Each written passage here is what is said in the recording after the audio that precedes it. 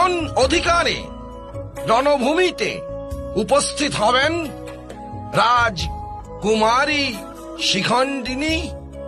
পাণ্ডব সেনাদের সেনাপতির অধিকার বলে গান্ধার রাজ।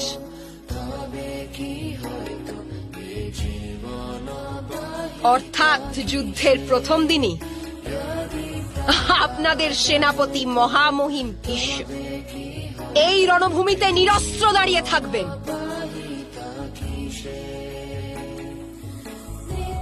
আমি যথার্থ বলছি তো মহামহিম ভীষ্ম?